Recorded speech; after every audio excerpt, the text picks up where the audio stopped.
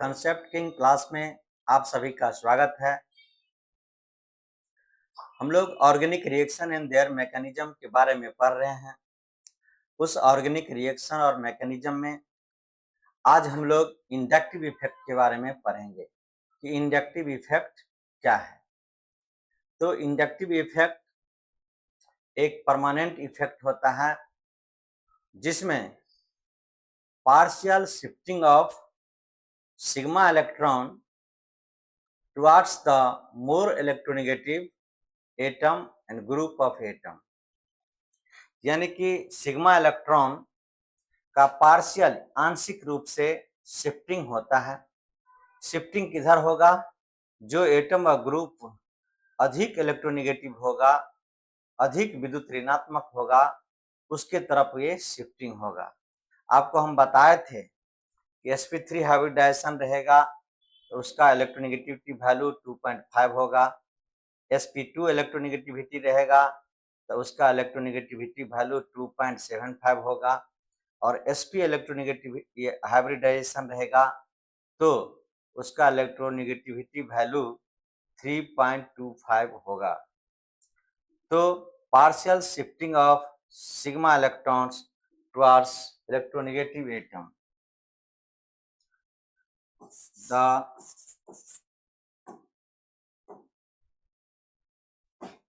partial shifting of sigma electron towards electronegative atom are called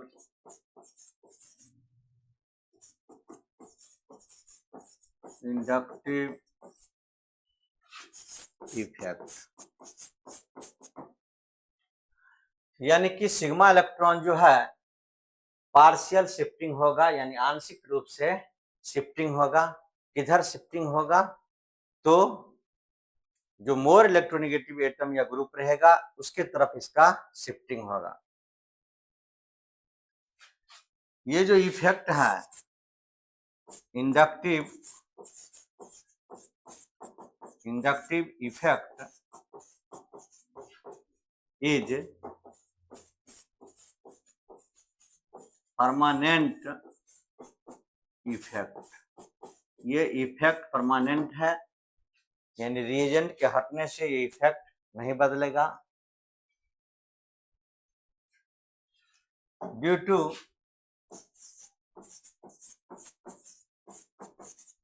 this effect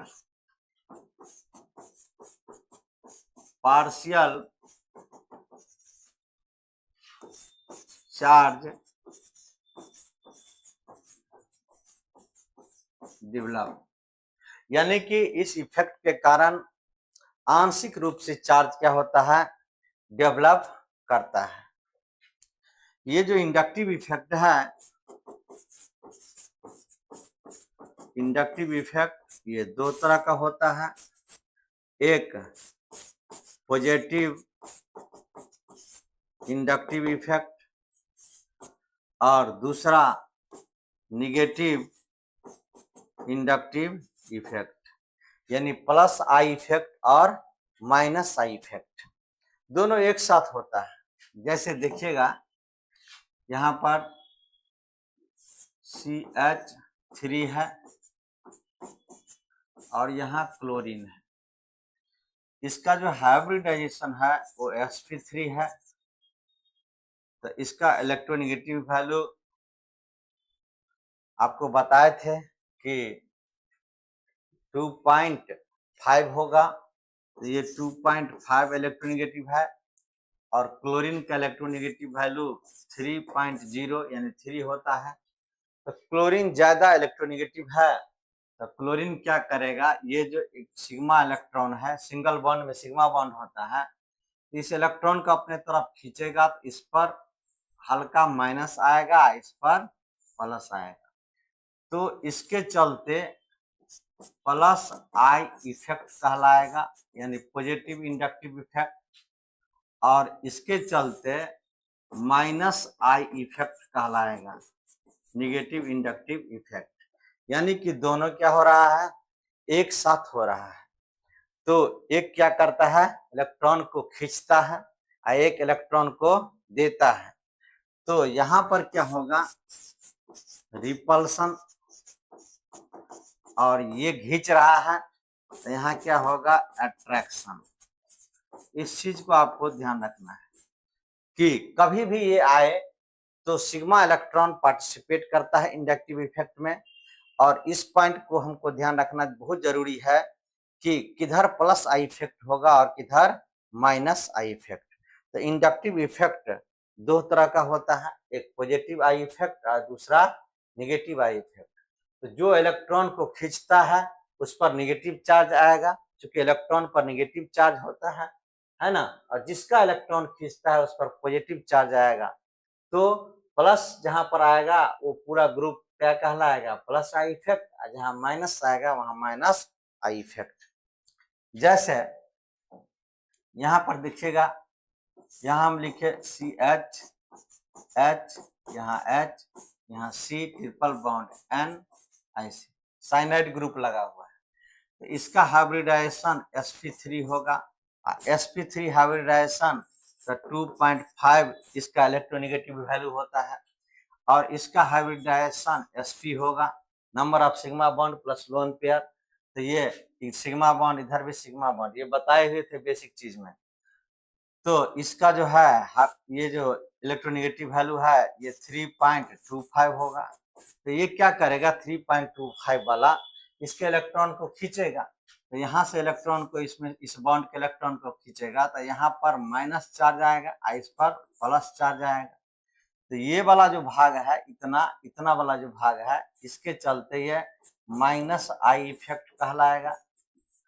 और यहाँ जो ये CH3 है एल्काइल ग्रुप, इसके चलते प्लस आई इफेक्ट कहलाएगा। यानी कि एक ही में प्लस आई इफेक्ट और माइनस आई इफेक्ट दोनों हो रहा है। इस चीज को आपको ध्यान रखना है। एक साइड में क्या होगा, माइनस आई इफेक्ट आपको दिखाई दे रहा है, दूसरा साइड में प्लस, यानी जो इलेक्ट्रॉन को खींचता है वो माइनस आई इफेक्ट वाला होगा, और जो इलेक्ट्रॉन को खिंचवा रहा है वो क्या होगा, प्लस आई इफेक्ट होगा। यहाँ पर देखिएगा एक और एग्जाम्पल, यहाँ लिखे कार्बोनिल ग्रुप वाला। यहाँ देखिए CH है, यहाँ H है, यहाँ H है, यहाँ C डबल बॉन्ड O और यहाँ H। इसका हाइब्रिडाइजेशन sp3 होगा, और sp3 होगा तो 2.5 इलेक्ट्रोनेगेटिव वैल्यू होगा, और 1, 2 और 3 इसका sp2 होगा, sp2 होगा तो 2.75 इसका वैल्यू होगा, इलेक्ट्रोनेगेटिविटी sp2 का। अब यहाँ पर देखिए ये जो है ज्यादा इलेक्ट्रोनेगेटिव होगा, तो ये बॉन्डेड इलेक्ट्रॉन को अपने तरफ खींचेगा, तो यहाँ पर माइनस चार्ज आएगा, इस पर प्लस चार्ज आएगा। तो यहाँ पर प्लस आई इफेक्ट कहलाएगा, और ये माइनस आई इफेक्ट कहलाएगा। बहुत इंपॉर्टेंट कॉन्सेप्ट है। जितना भी एल्काइल ग्रुप होगा, एल्काइल ग्रुप मानी all alkyl group show plus I effect. एक पॉइंट लिख लीजिएगा, ऑल एल्काइल ग्रुप शो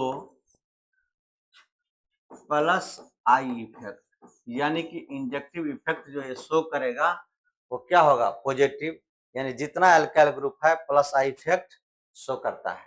जैसे यहाँ पर देखिएगा एक चीज हम यहाँ लिख रहे हैं, देखिए मिथाइल ग्रुप है, मिथाइल ग्रुप यहाँ, तो इसमें होगा क्या, इसका 2.1 होता है, इसका भी 2.1 होता है, इसका भी 2.1 होता है यहाँ पर, और ये कार्बन है, इसका sp3 होगा, और sp3 हाइब्रिडाइजेशन होता है तो ये 2.5 होता है। तो ये क्या करेगा, इलेक्ट्रॉन को खींचेगा, तो ये हाइड्रोजन के इलेक्ट्रॉन को खींच रहा है, हाइड्रोजन के इलेक्ट्रॉन को खींच रहा है, हाइड्रोजन के इलेक्ट्रॉन को अपने तरफ खींच रहा है, जिस कारण से यहाँ इलेक्ट्रॉन की डेंसिटी बढ़ जाएगी, और इलेक्ट्रॉन की डेंसिटी बढ़ने के कारण ये क्या करेगा, दूसरे को इलेक्ट्रॉन देगा, तो ये हमेशा प्लस आई इफेक्ट शो करेगा, यानी कि इलेक्ट्रॉन देने का कार्य करता है। इलेक्ट्रॉन की डेंसिटी बढ़ जाएगा, जिस कारण से इलेक्ट्रॉन को ये क्या करेगा, डोनेट करेगा। जो इलेक्ट्रॉन को देता है वो प्लस आई इफेक्ट, जो इलेक्ट्रॉन को लेता है वो माइनस आई इफेक्ट होगा। यहाँ पर देखिए, अगर इस तरह से हो, जैसे इस तरह से बना हुआ है, यहाँ H है, यहाँ CH3 है और यहाँ CH3 है, इस तरह से, तो इससे ज्यादा पावरफुल होगा, क्योंकि यहाँ पर एक एल्काइल ग्रुप और लग गया, यहाँ पर एक एल्काइल ग्रुप और लग गया, तो यहाँ इलेक्ट्रॉन की डेंसिटी को और बढ़ाएगा। इलेक्ट्रॉन की डेंसिटी यहाँ बढ़ेगा तो इधर से इलेक्ट्रॉन ज्यादा देगा, तो ये ज्यादा प्लस आई, यानी कि मोर प्लस आई इफेक्ट, इसमें प्लस आई इफेक्ट और ज्यादा होगा। अगर इसी कंसेप्ट को ऐसे देखा जाए, जैसे CH3 है, यहाँ CH3 है, यहाँ CH3 है और यहाँ बॉन्ड है, तो ये प्लस आई इफेक्ट, ये भी, ये, तो यहाँ पर क्या होगा, उससे भी ज्यादा more and more positive I effect, यानी प्लस आई इफेक्ट।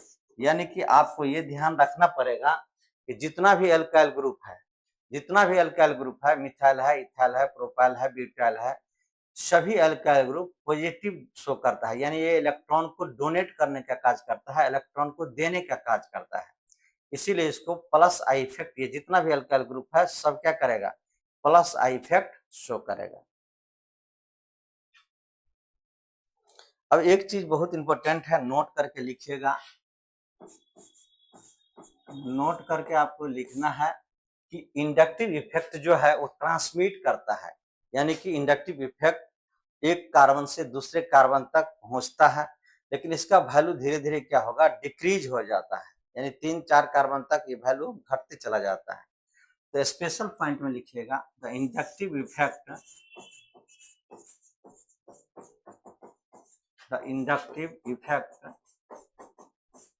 ट्रांसमिट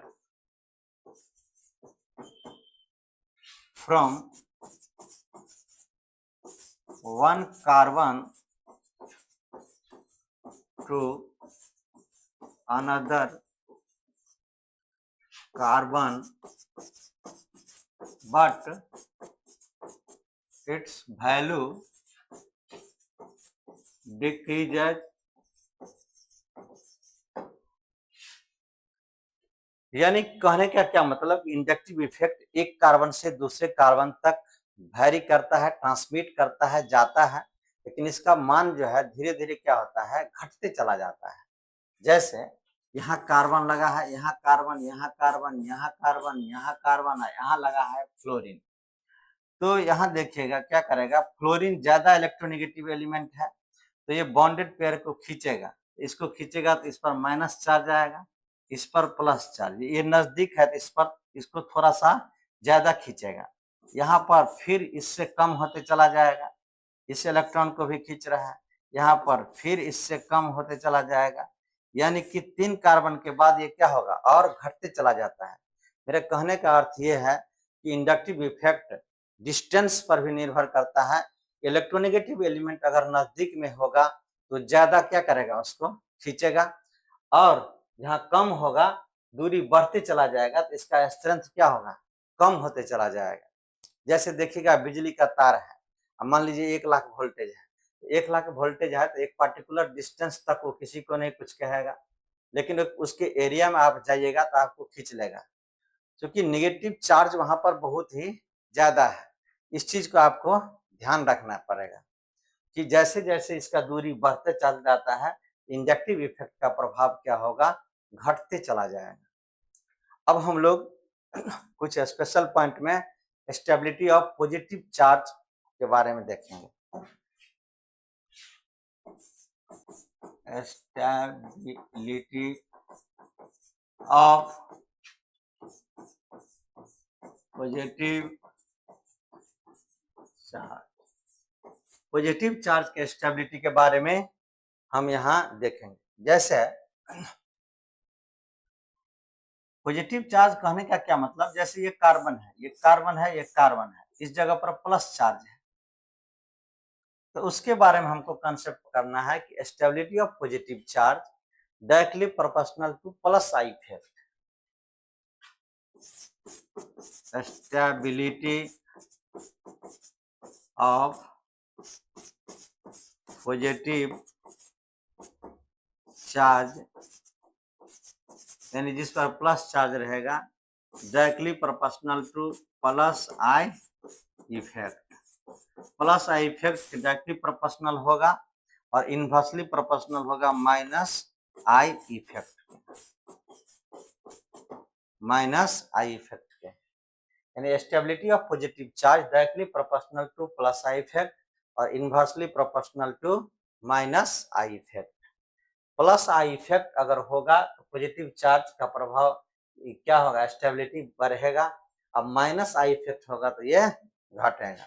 देखिएगा ध्यान से, आप समझने का कोशिश करिए, बहुत इंपॉर्टेंट है इंडक्टिव इफेक्ट। यहाँ हम लिखे CH3,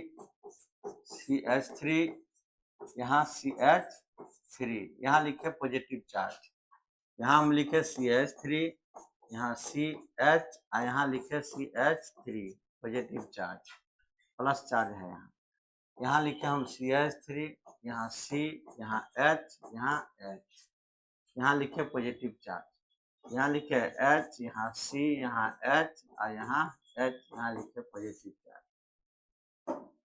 अब देखिए ध्यान से सुनिए, पॉजिटिव चार्ज है यानी इसको इलेक्ट्रॉन का अभाव है, प्लस वाला के पास इलेक्ट्रॉन की कमी है। और ये क्या कर रहा है, ये वाला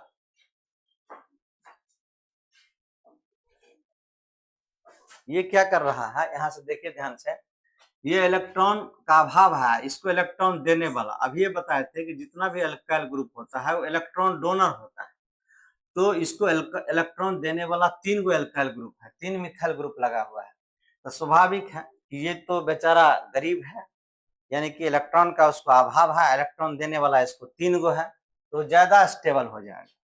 इसकी तुलना हम इससे कर रहे हैं, यानी इसका तुलना इससे कर रहे हैं। तो यहाँ पर ये और ये 2 गो अल्काइल ग्रुप है जो दे रहा है, और यहाँ पर एक ही अल्काइल ग्रुप है जो इलेक्ट्रॉन को डोनर है, और यहाँ पर एक भी अल्काइल ग्रुप नहीं है, केवल हाइड्रोजन है। तो सबसे ज्यादा जो स्टेबल होगा ये वाला होगा। Stability of positive charge directly proportional to plus I effect. तो ये वाला क्या होगा, प्लस आई इफेक्ट, ये वाला क्या होगा, प्लस आई इफेक्ट, ये वाला क्या होगा, प्लस आई इफेक्ट, यानी 3 गो प्लस आई इफेक्ट इस पर दे रहा है। तो आपको अभी पढ़ाए थे कि stability of positive charge, stability of positive charge यानी जिस पर पॉजिटिव चार्ज रहेगा तो directly proportional to plus I effect के, यानी प्लस आई इफेक्ट अगर बढ़ेगा तो पॉजिटिव चार्ज का स्टेबिलिटी बढ़ेगा। तो ये क्या होगा, मोर स्टेबल, मोर स्टेबल। ये क्या होगा, less stable, less stable. Hydrogen और कार्बन के बीच में इंडक्टिव इफेक्ट को शून्य माना जाता है, यानी नहीं के बराबर होता है। ठीक इसके विपरीत देखिए, यहाँ पर अगर ऐसे हम लिखे CH3,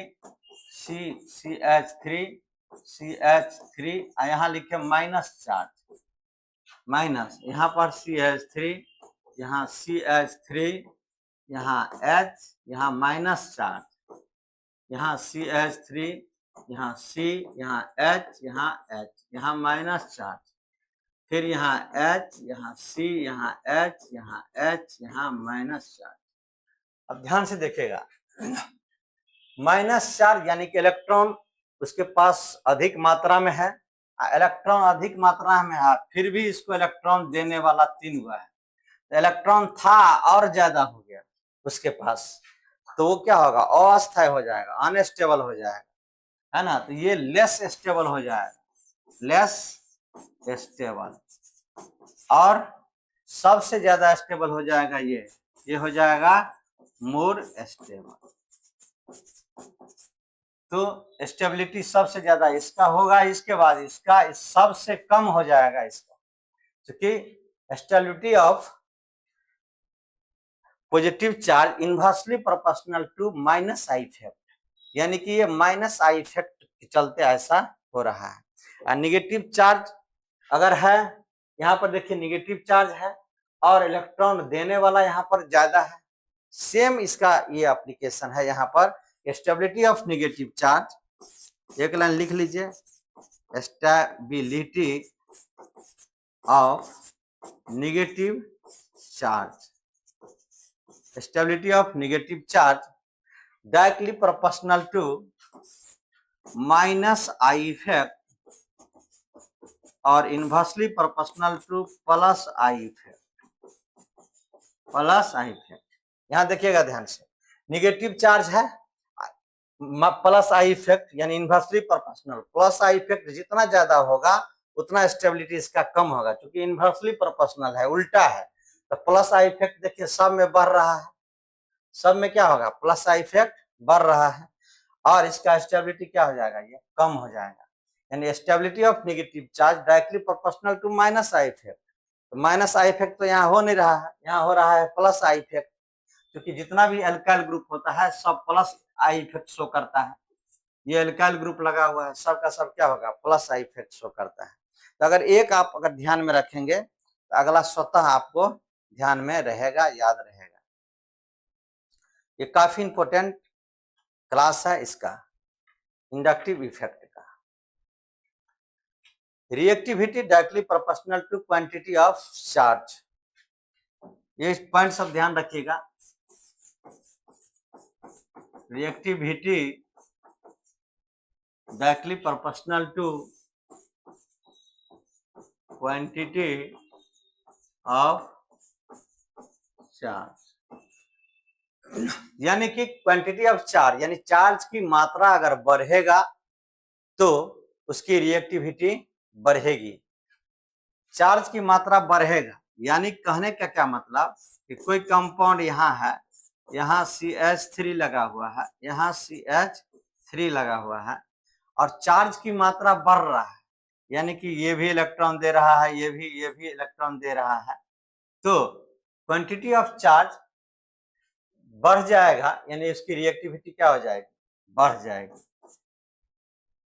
ये उल्टा है, stability inversely proportional to quantity of charge. Stability inversely proportional to quantity of charge. Quantity of charge यानी stability inversely proportional to quantity of charge, यानी चार्ज के क्वांटिटी के इनवर्सली प्रोपोर्शनल होता है, यानी चार्ज जितना ज्यादा बढ़ेगा स्टेबिलिटी उतना ज्यादा कम होगा। इंडक्टिव इफेक्ट में हम लोग एप्लीकेशन पढ़ेंगे नेक्स्ट क्लास में।